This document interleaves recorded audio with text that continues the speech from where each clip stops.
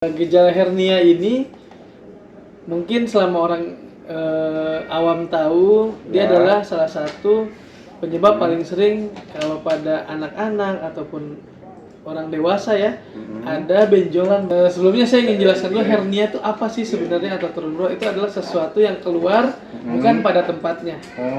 Usus itu kan harus masuk ke dalam rongga perut ya, makanya biasa yang ahli urut atau tukang pijat biasanya dia suka ngurut masukin jarinya ke dalam. Kami pun juga di dunia kedokteran, kami juga memeriksanya, ada namanya palpasi seperti itu. Hai guys, berjumpa kembali bersama saya calon dokter. Untuk episode kali ini saya ditemani oleh seorang dokter, yaitu Dokter Buyung Berli.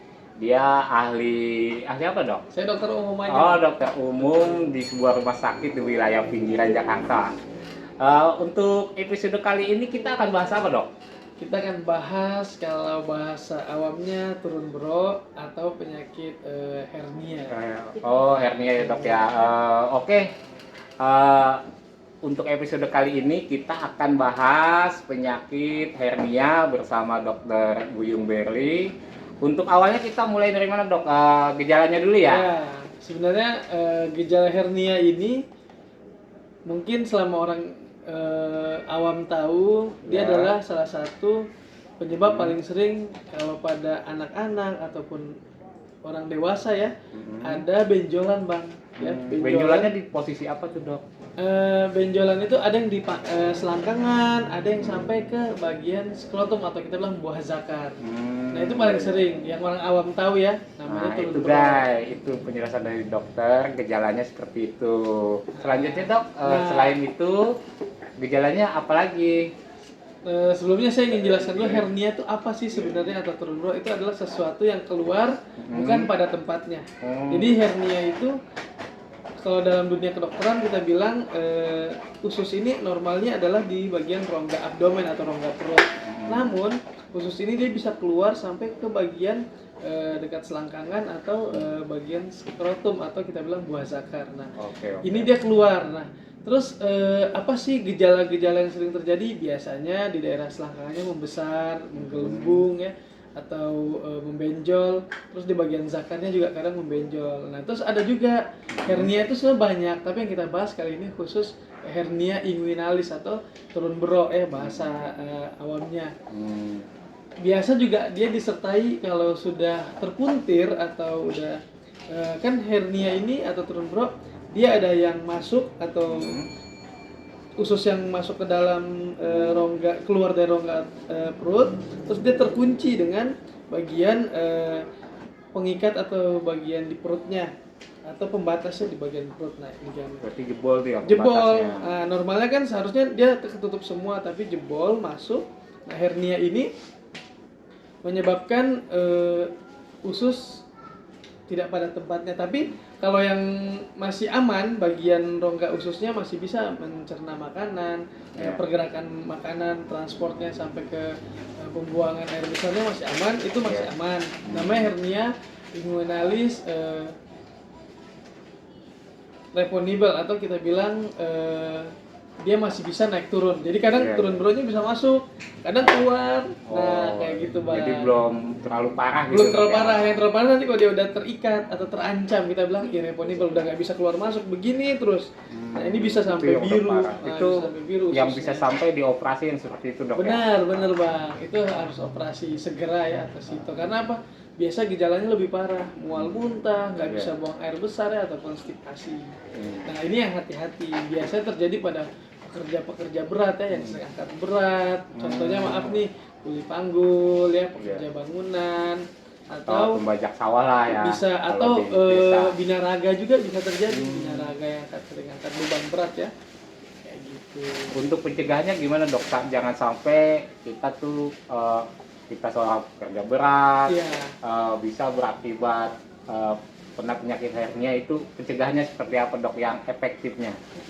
Nah, sebenarnya hernia ini kalau yang tadi saya bilang dia masih bisa keluar masuk, ini biasanya tidak perlu operasi terlebih dahulu. Tapi saran baiknya dari dokter spesialis bedah biasanya menyarankan baiknya operasi karena suatu saat bakal terjadi terulang kembali dan lebih parah.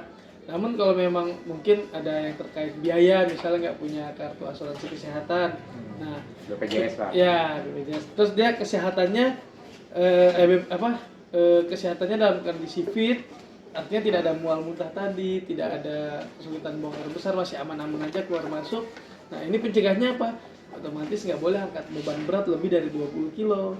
Ya 20 kilo itu apa? Setara kayak ngangkat air galon lah, air galon galon lah. Segitu Bang. Apalagi lebih nggak boleh ya. Nggak boleh, bahaya karena nanti bakal turun lagi bebannya. Apalagi kalau dia gemuk, ya gemuk juga cenderung bisa memberikan resiko lebih besar terjadi turun buruk ini berulang. Gitu. Kalau orang yang belum kena hernia gitu dok, jangan sampai dia terkena hernia itu antisipasinya seperti apa? Jadi kita harus sesuai mengangkat beban itu sesuai dengan porsi berat badan kita. Kalau memang berat badan kita hanya 60, 70 ya jangan angkat lebih dari itu, jangan angkat lebih dari 40 atau 50 terlalu berat ya. Minimal maksimal itu setengah dari beban berat badan kita itu maksimal banget. Tapi baiknya 10 kilo aja. Tapi kalau yang pekerja baik di gudang atau di kerja berat baiknya punya troli ya. Troli itu penting. Kenapa? Karena dengan kayak gitu dia mengalihkan beban berat barang sehingga tidak terbebani oleh berat badannya. Nah kalau yang kayak itu dok, yang saya suka lihat tuh di apotek atau di toko-toko alat kesehatan, semacam kayak celana-celana itu. Nah itu celana hernia ini memang salah satu istilahnya kita bilang terapi adjuvan atau terapi penunjang. Artinya dia mencegah agar nggak terjadi lagi tuh Bang yang usus turun atau turun buruknya. Jadi sehingga ketika udah dimasukkan, biasanya orang suka ke tukang urut ya, untuk dimasukkan kembali. Sebenarnya itu nggak hilang, ususnya tetap masih ada lubangnya, masih ada rongkanya. Nah ketika itu udah dimasukkan, baru pakai celana itu boleh silakan. Nah kalau itu dok, biasalah kalau di kampung-kampung tuh di daerah-daerah yang pernah saya dengar gitu, ada yang orang kena hernia tuh diurut. Bener. Itu sebenarnya gimana dok menurut ilmu kedokterannya? Ya. Sebenarnya gini, itu kan secara fisiologis usus itu kan harus masuk ke dalam rongga perut ya. Makanya biasa yang ahli urut atau tukang pijat biasanya dia suka ngurut masukin jarinya ke dalam. Kami pun juga di dunia kedokteran, kami juga memeriksanya, ada namanya palpasi seperti itu. Jadi meraba, kalau masih bisa masuk dimasukkan. Tapi kalau udah nggak bisa masuk jangan dipaksain. Yang ada nanti apa? Terjadi trauma pada bagian ususnya ini. Bisa terjadi infeksi usus. Itu yang ditakutkan kalau memang tidak ahli ya. Nah, makanya biasa kalau sudah terjadi proses turun buruk yang gawat, yang tadi saya bilang irreversible, udah nggak bisa masuk lagi ke dalam, di sini terus dan dia mengikat, itu udah nggak ada lagi cerita untuk tidak operasi ya. Itu harus wajib operasi itu.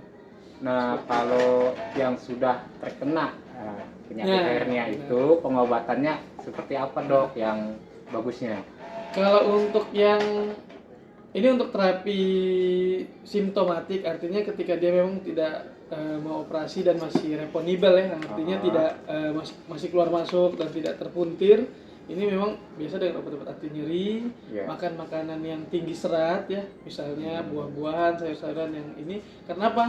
Karena ketika beban kerja ususnya ini nggak berlebih, sehingga ususnya nggak terlalu terasa berat terkait makanan yang ditransfer sampai ke usus besar, sampai ke rektum atau daerah pembuangan makanan. Nah ketika dia makan serat kan lebih mudah tercerna dan lebih mudah juga untuk terjadi pembuangan dan tidak terjadi konstipasi. Karena kalau semakin sering konstipasi, misalnya buang air besarnya 2 hari sekali atau 3 hari sekali, nah ini kan otomatis kan perutnya membesar, sehingga nanti terjadi beban di bagian ususnya ini memberat, sehingga terjadi tadi. Bahkan hati-hati juga pada pasien-pasien dengan turun buruk yang nggak mau dioperasi ya, reponibel. Ini resiko banget bisa kambuh berulang siapapun, meskipun kerjanya nggak berat ya. Stres pun juga bisa ngaruh ternyata. Stres pekerjaan. Stres itu bisa berakibat fatal juga ya kalau yang udah pernah gitu ya. Iya, bisa juga ternyata dari penelitian pernah saya baca pada pasien-pasien yang stres berat terkait kerjaan itu juga ngaruh ternyata karena mungkin dia merasa tertekan atau pasien yang sering batuk pilek juga kan batuk nih dia narik ya bisa keluar tuh khususnya karena dia tekanan ya terjadi tekanan ngeden juga terlalu kencang ketika buang air besar nah itu juga terjadi. Nah selain itu dok pengobatannya secara bisa minum obat anti nyeri analgesia ya. Analgesia ini hanya untuk mengurangi rasa nyeri ketika memang sudah mulai terjadi terpuntir atau terikat ini bagian usus yang turun ya atau hernia. Nah, memang pengobatan gold standarnya yang terbaik adalah operasi. Itu yang terbaik. Itu yang terbaik. Tapi kalau memang masih bisa keluar masuk itu nggak harus operasi selama dia masih bisa keluar masuk. Paling biasa pasien kita saranin posisi jungkir balik sambil dia urut ke atas. Jadi dia kan posisinya berarti kalau kepala di bawah, kaki di atas berarti kan kakinya diangkat gitu ya. Kan mengikuti gravitasi jadi ususnya bisa dimasukin biasa 5 sampai 10 menit lah, nggak lama. Nah, setelah itu boleh minum obat anti nyeri kalau memang terasa nyeri. Kadang-kadang ada yang sampai buang air besarnya keras, berarti minum obat-obat pencahar ya. Misalnya sembelit, biar apa? Biar tidak terjadi terpuntir pada hernianya ini. Mungkin itu penjelasan dari kami. Oke guys, untuk episode kali ini sudah cukup jelas ya penjelasan dari Dr. Berli tentang gejala penyakit hernia, pencegahannya, pengobatannya. Untuk episode yang akan datang kita akan bahas kembali penyakit-penyakit yang lainnya. Jangan lupa untuk like dan subscribe-nya, tekan tombol loncengnya untuk update terus video-video kami di episode yang akan datang. Wabillahi taufiq wal hidayah. Wassalamualaikum warahmatullahi wabarakatuh. Cuy.